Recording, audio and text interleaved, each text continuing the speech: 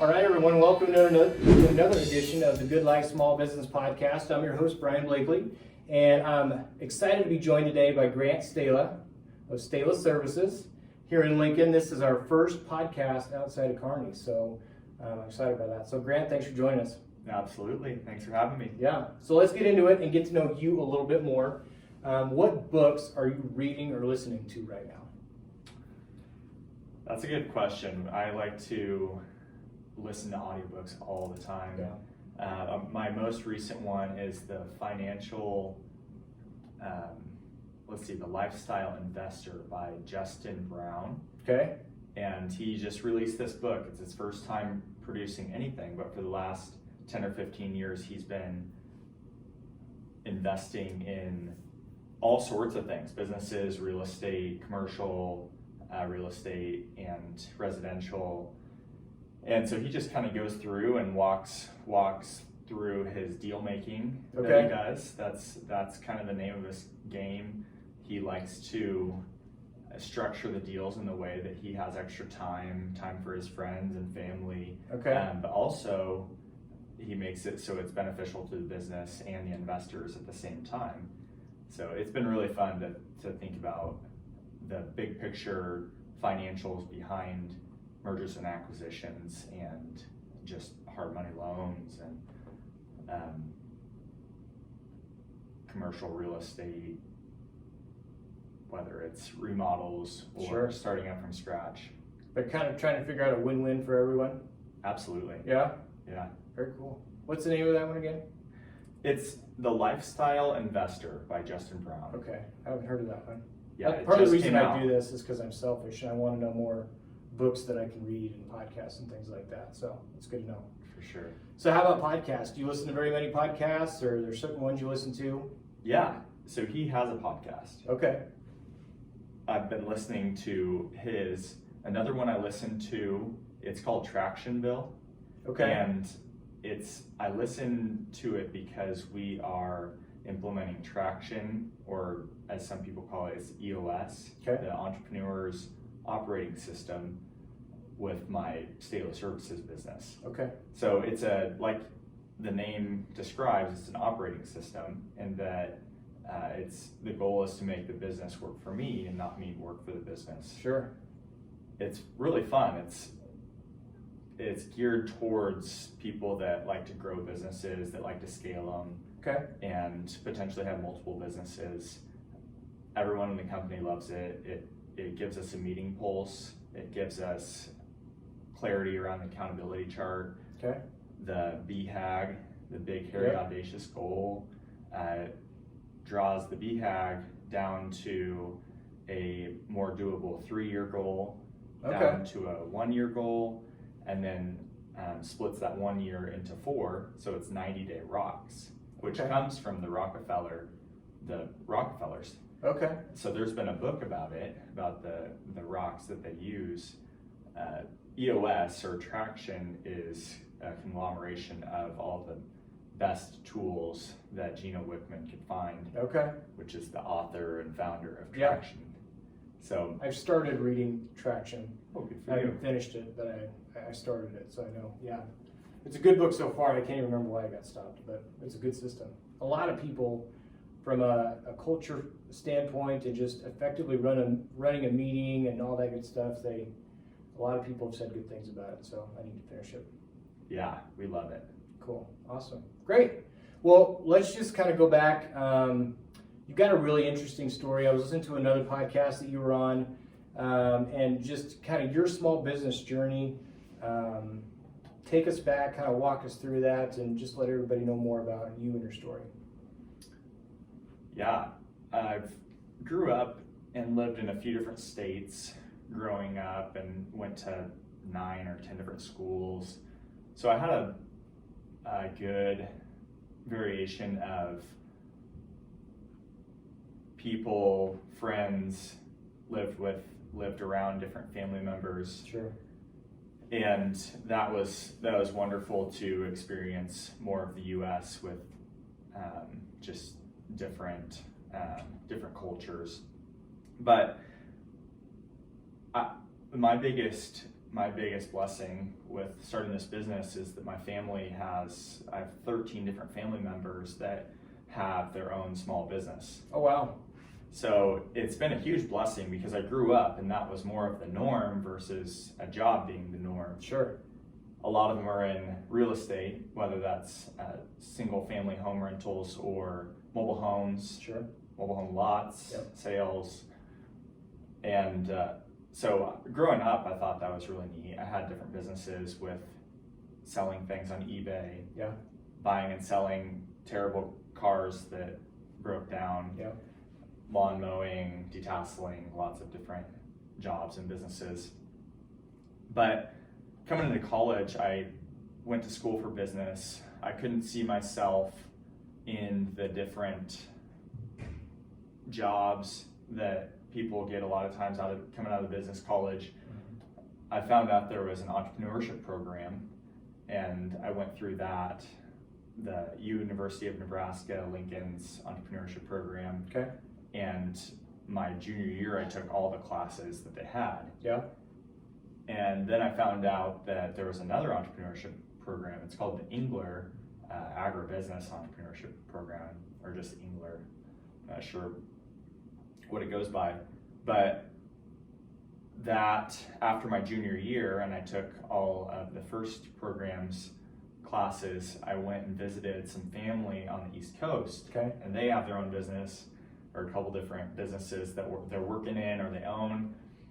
And I gave them these 3 or 4 different ideas that I had coming out of these classes where Yeah. I was the leader of each little group, and in each group there were different businesses that you were supposed to work with.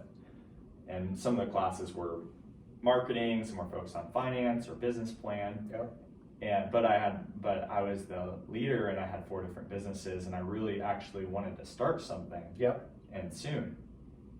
So I went to the East Coast and visited family, and I was telling them about the different ideas, and one of them stuck out. It was an entertainment trailer. So it's like a small bumper pull trailer that you pull behind a pickup, and then I was going to renovate. It's actually a concession trailer, concession stand, where the side might open up. Oh, okay.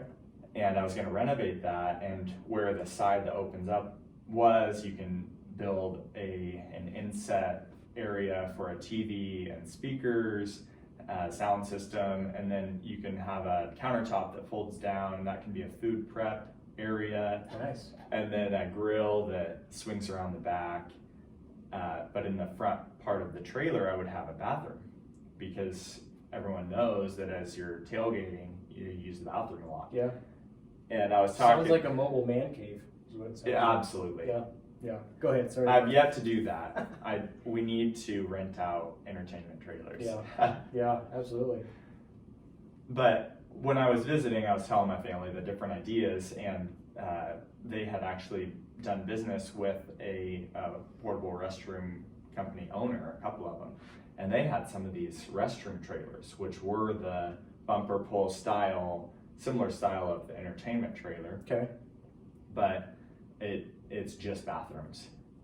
And they knew the financials of the company, and they knew they were doing well, and so they suggested splitting those 2 off. And if I wanted to do an entertainment trailer, go for it, but there's an actual market for the bathroom trailers. Got it. So I was there for 10 days, and I was talking to my Uncle Tim about it the whole time. He's a cricket farmer up there, raises millions of crickets a month. Really? Yes. Yeah, they're very, very interesting people and good at what they do. But we just really talked all about the idea, and at the last day, I turned to him and asked him, is there any reason why you think that I shouldn't go home and buy a trailer? Yeah. And he sat there and thought for a minute, didn't say anything, and finally said, no, I can't think of a single reason not to go back and buy a trailer. Now, these trailers were $20,000, $30,000 8 years ago, and for the smallest trailer from a lower end company. We couldn't think of a reason. So I went back and I talked to manufacturers.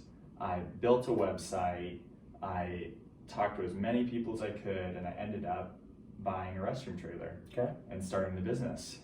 And after I bought a trailer, I realized that you needed a truck with a waste tank to pump out the waste from the trailer. And you kind of realize these things that you need as you go along. Sure. But that if you knew everything that was going to come up, all the issues and things you'd have to buy, no one would start a business. Right. You never get into it. Yeah.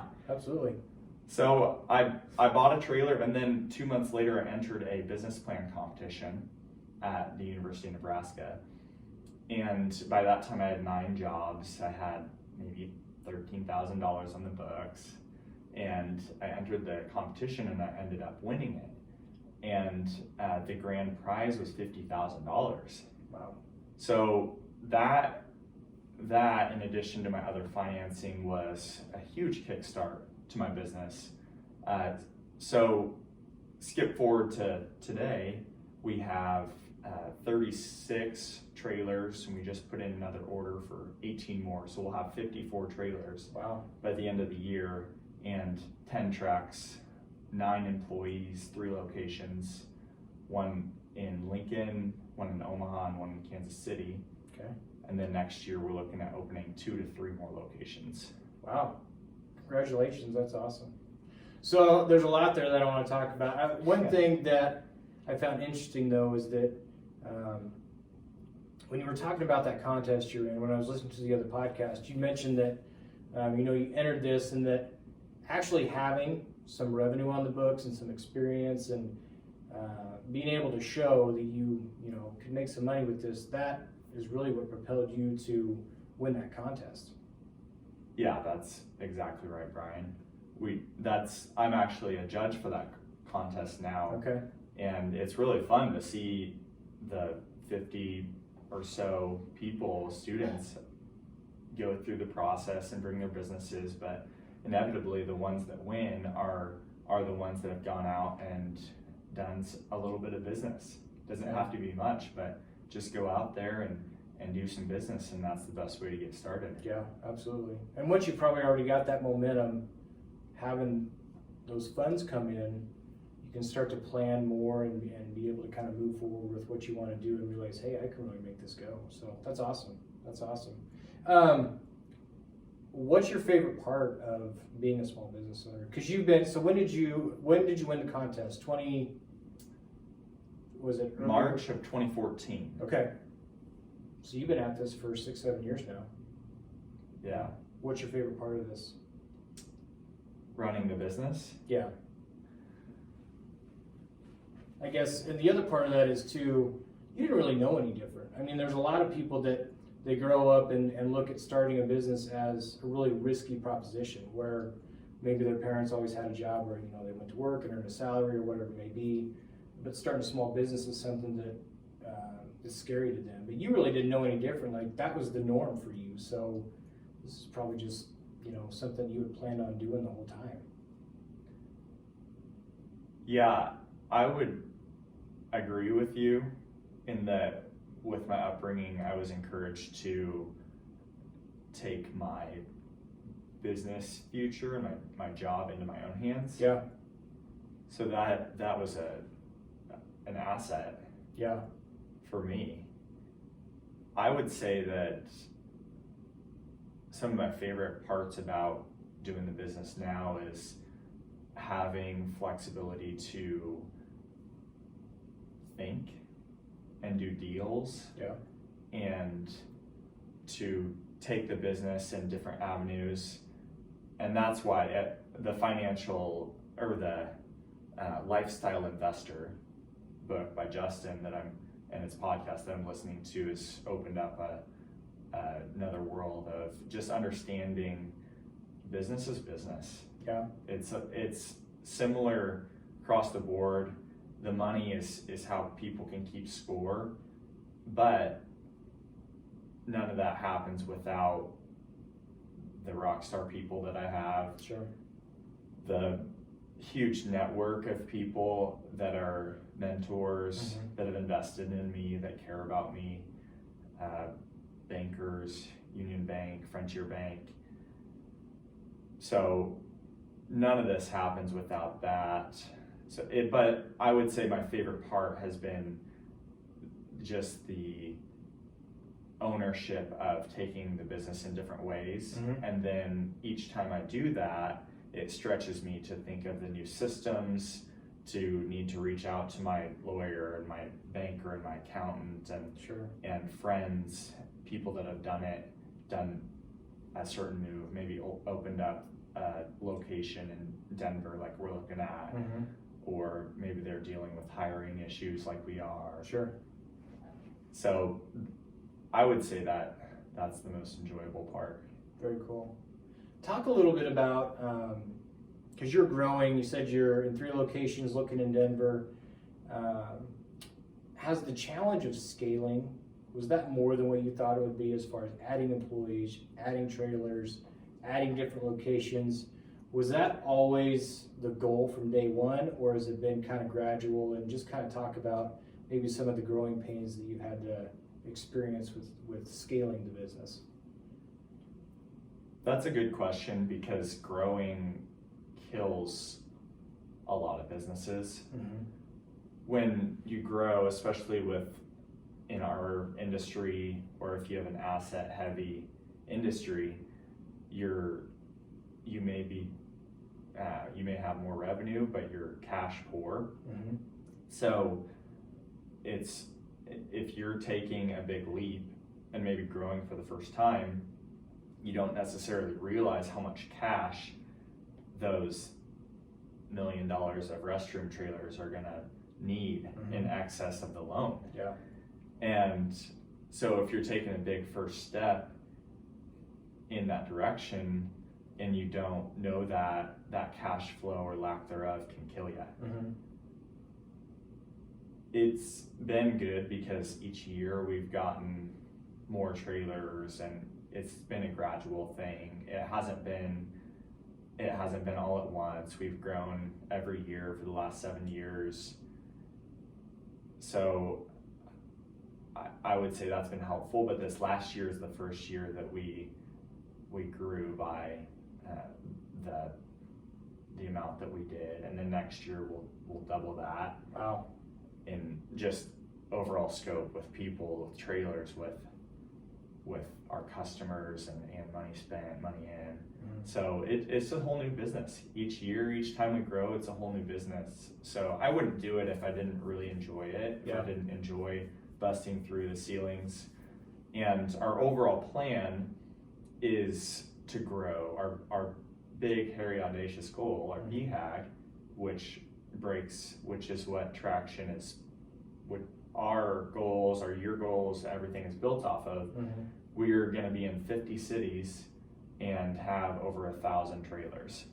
Wow. So we went from 18 trailers a year and a half ago, and the end of this year we'll have 54. So we're going to be on track for that in maybe 10 or 15 years, Yeah. Lord willing. Yep. But so each year growth is within that, but we just need to know our ratios and numbers. Sure. Yeah. So we don't kill ourselves or shoot ourselves in the foot. Yeah. Absolutely. Talk a little bit about maybe how your role has changed in your business. I heard you say that, you were willing to clean toilets, get your hands dirty, make repairs, things like that you could do in the beginning. I don't know if you're still doing that now. Maybe your role has completely changed where you're more of managing the locations and the trailers and things like that. But talk a little bit about how your role has matured or changed throughout these last 6-7 years. Good question, because that goes into what we were just talking about with scaling. Yeah. It's something I've thought about a lot this year, the accountability chart. So my current roles, I am the visionary, which is typically the founder, Mm-hmm. maybe CEO. So I'm the visionary, and then I'm the integrator. So I'm the one that meets with each department under me on the leadership team. Mm-hmm. And then under the integrator, I'm in the marketing seat. Okay. There's other people in customer relations, people resources, operations, and finance. So we have 4 other seats on the leadership team. There's 5 total. Yep. And so big picture, my role as visionary is to lead the company, Sure. see the direction of the industry and the economy, and where we want to go with our next shops. I meet with the integrator, which is me, and integrator is more boots on the ground. They're meeting with finance, with PR, with people resources, Sure. with marketing, and then they're the ones casting the vision from the integrator or from the visionary down to each different department. Sure. Marketing, that role for us is it's online marketing and then visual branding with our trucks and professionalism with our employees and what they're wearing. But over the years, just as of last year, I backed out of operations. A year ago, we hired Caleb to be head of operations. So Okay.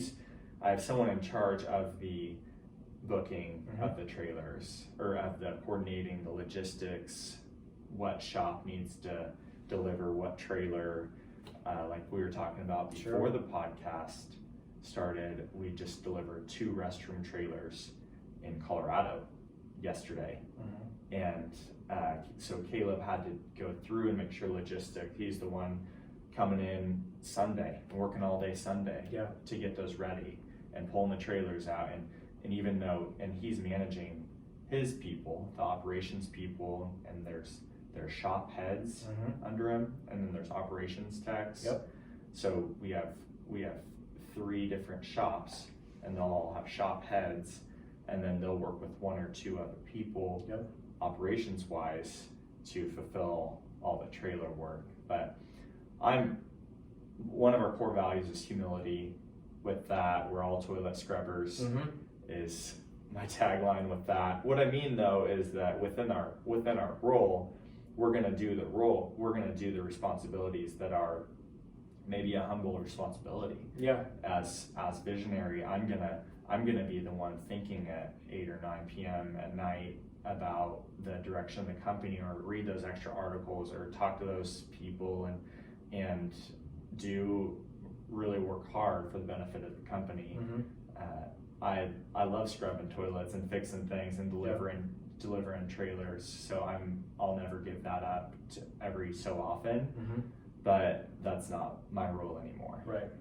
And I think it's important. The reason I ask, and your answer is great, because I think that as a small business owner, you start out doing the business, getting good at your trade, your craft, whatever it is, and it's hard to give that up sometimes. Where I'm kind of in that I find myself in that position too, where you're really in the nitty gritty of the day to day, and for your business to grow, at some point you kind of have to take a step back and be the visionary. Like I said, that's a great word.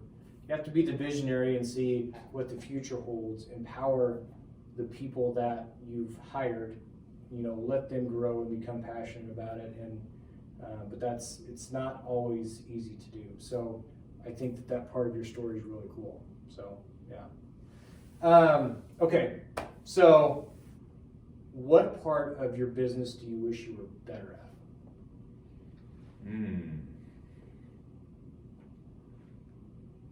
Last year, my year mission was to not be stressed and not be anxious. Okay.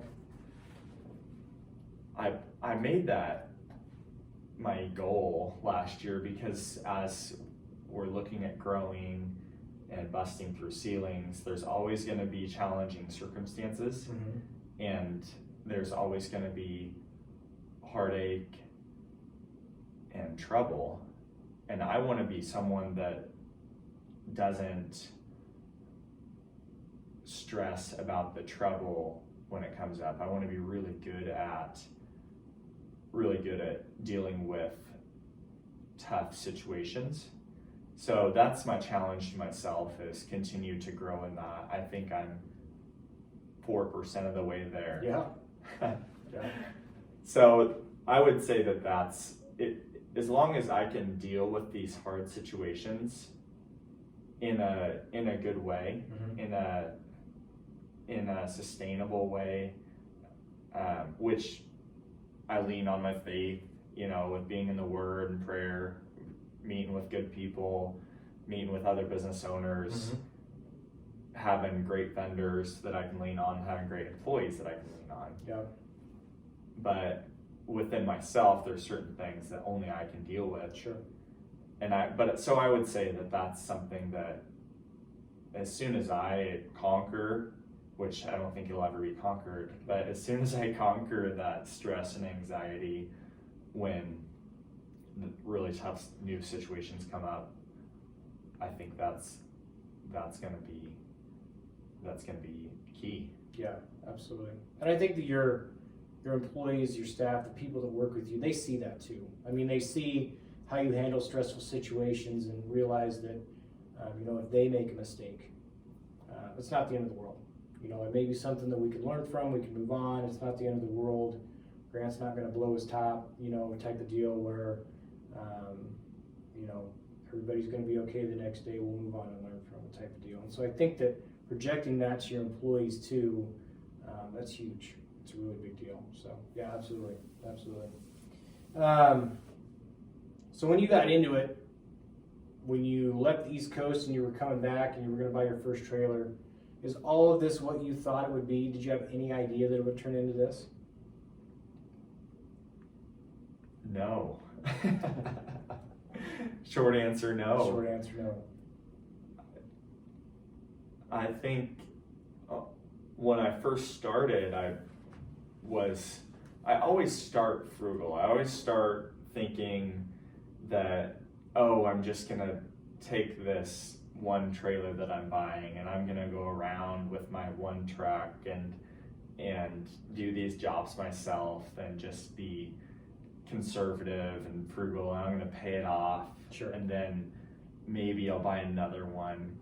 Well, what ends up happening is I feel like I have that one new venture handled, and then I start dreaming, and that's a problem when I'm in charge of finances and when I'm the only owner. Sure. Because I'm just a dreamer and a go-getter and serial entrepreneur, yeah. And I enjoy it. It's fun, and I want to be able to deal with stress well. So when I want to make it fun. Yeah. So I would say that no, I didn't know where it was going to be. I do understand that, and this kind of goes back to my faith, but I understand that nothing is out of question for the future.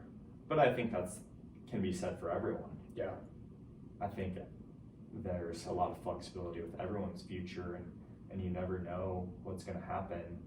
I don't try to have the future within a box because I don't want to deal with the disappointment of when it doesn't happen.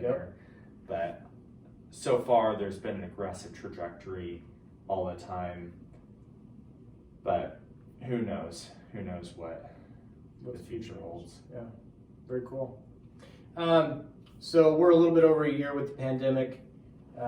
Talk a little bit about your business model, kind of what your customer niche is, and with that, kind of what the last little over a year has been like for you and your business, decisions that you had to make, and maybe even some decisions that you had been holding off on that because of the pandemic that maybe you had to implement, and that going forward you're like, we probably should have done that sooner. That actually works out good for us. An innovation or maybe something that you changed about your business through the last year. A lot of ways we could go with that. Yeah. We have a great team, like I've talked about before. Mike Sheffer, Caleb Groove, Deborah Hutzel on the leadership team, and our ops guys are phenomenal. Last year, we spent a lot of the year with our extra time that we had because of COVID. we spent our time working on the development of the leadership team, development of the business, building a strong foundation so that this year we could just take off. Last year was going to be a record-breaking year. We still grew last year. We still beat out the previous year, which is wonderful. But all of our events dropped off. Yeah. So last year we were 90% commercial jobs, which, like we were talking about before the podcast, include the retail stores like Walmart or Sam's Club or Target.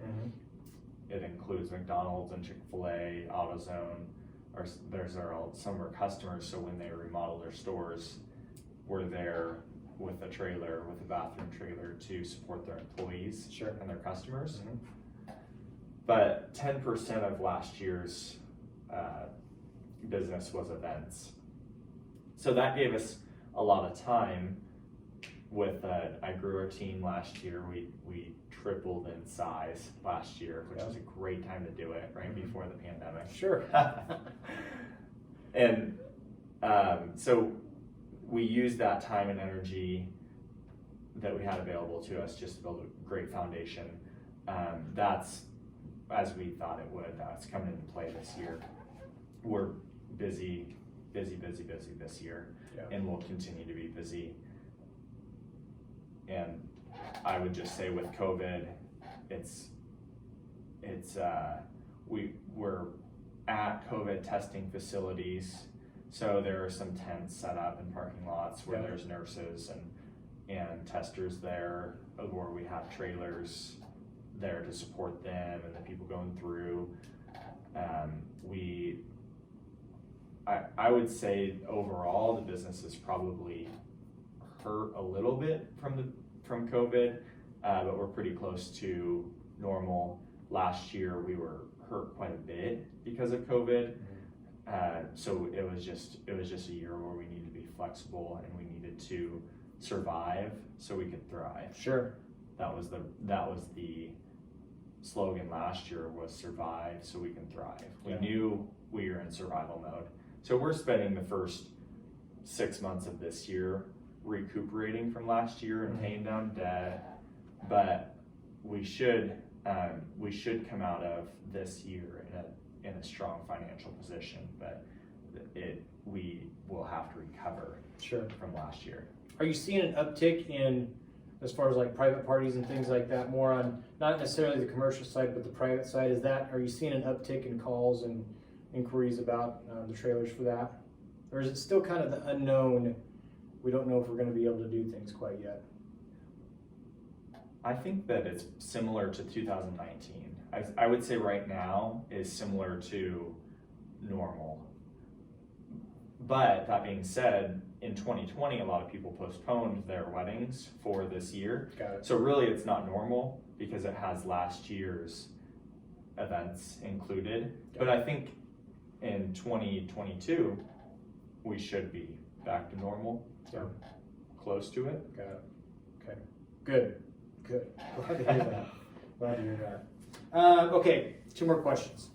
First one, if you were to go back and you're on the plane ride with yourself, coming back from the East Coast, what advice, if any, would you give yourself?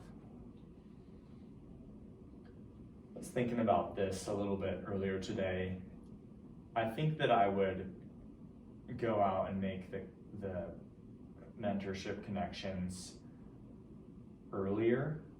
I would make sure to reach out to people that are older and wiser and have run businesses and still still have a great family life and still have good friendships but have scaled, and that's some of the people that are my mentors. I've also just incredible people that are